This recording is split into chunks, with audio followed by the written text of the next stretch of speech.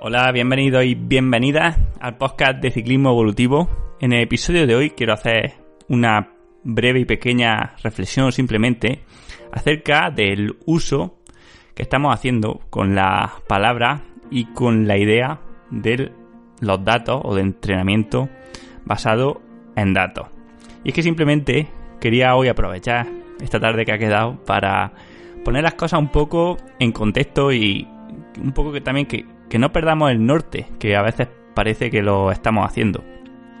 ¿Por qué lo digo? Porque cuando se habla o escucho a los ciclistas hablar de datos como si fuesen solamente los datos de potencia, incluso si me apuráis, de métricas ultraprocesadas de potencia, de TSS, de CTL, de FTP, de potencias críticas, de W', de resistencia a la fatiga, de kilojulios.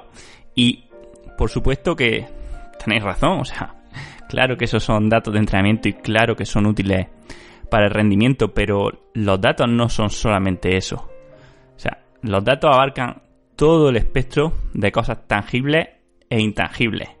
Desde los datos que podemos medir, y añadamos a esto, ¿por qué no?, la frecuencia cardíaca, el lactato, la glucosa, la temperatura corporal, la temperatura atmosférica, la altitud, la velocidad, ¿por qué no?, el tiempo o la cadencia, son también datos que podemos usar y que muchas veces nos pueden decir más cosas que la propia potencia.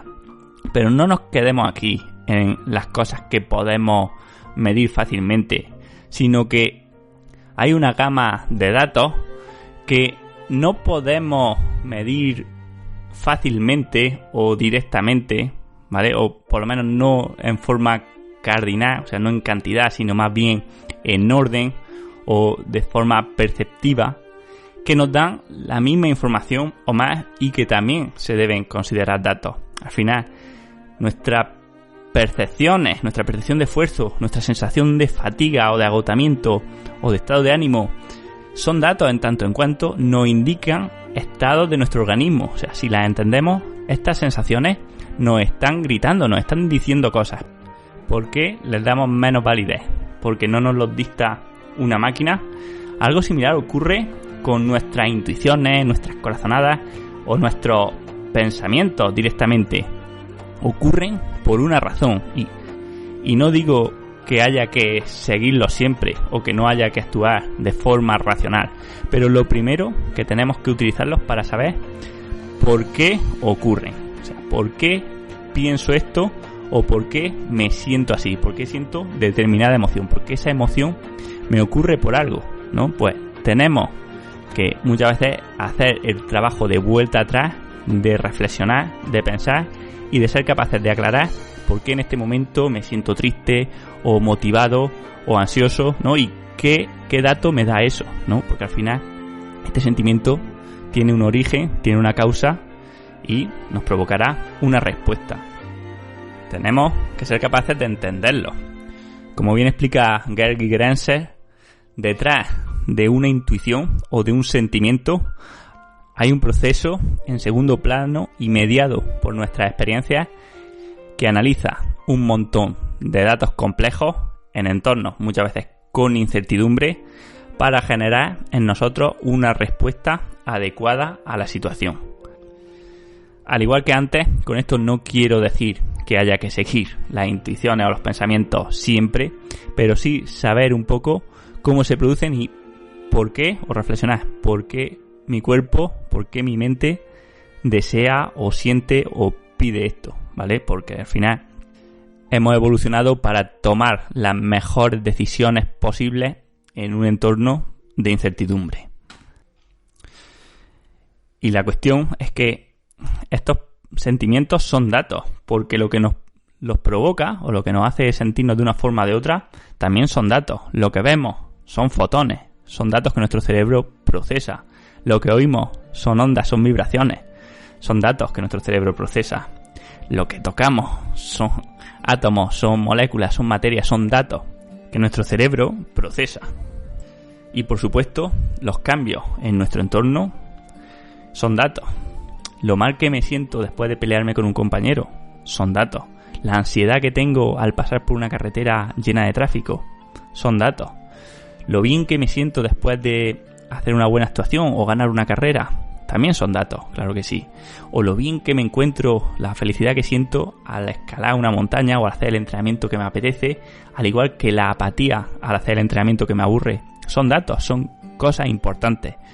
Tienen la misma validez que los datos o que las métricas de potencia, de frecuencia cardíaca, de lactato o cualquier otra. Que un dato no se pueda medir no quiere decir, bajo ningún concepto, que no se pueda mejorar.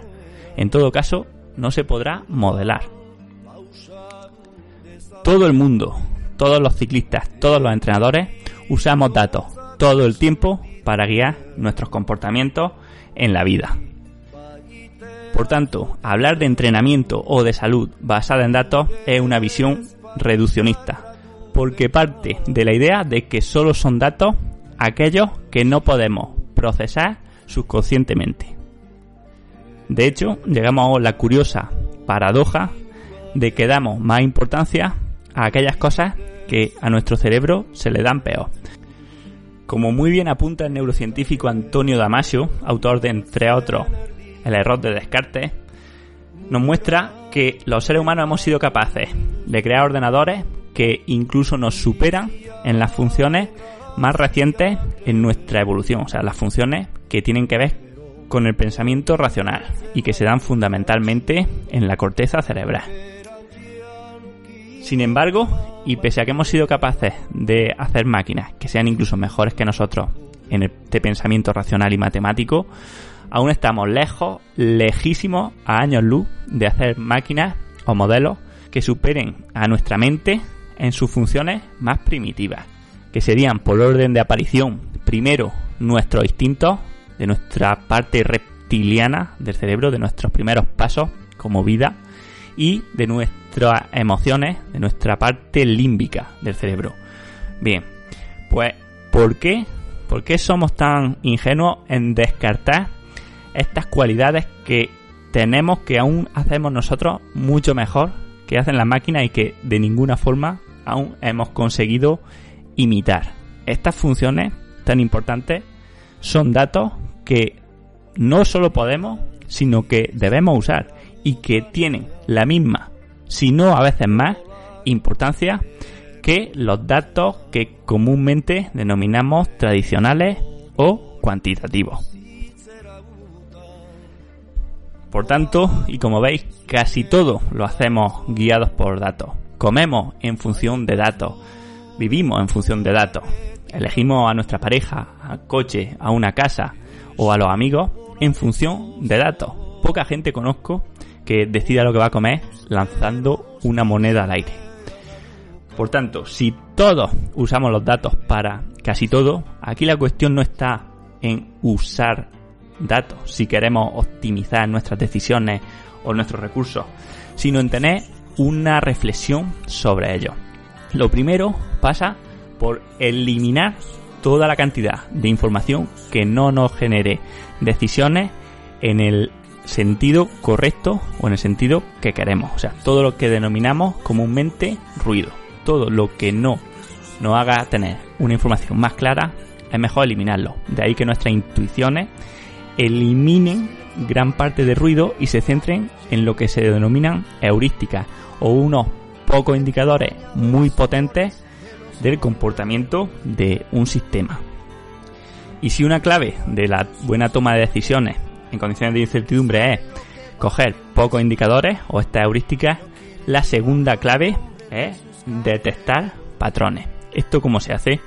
Por un lado, reflexionando acerca del comportamiento pasado de los datos, o sea, probando y teniendo aprendizajes, teniendo experiencias que nos guíen cómo va a ir el comportamiento de un sistema en el futuro, y llevando este método a su máxima exponencialidad, que sería la ciencia bien hecha, la ciencia controlando todas las variables posibles.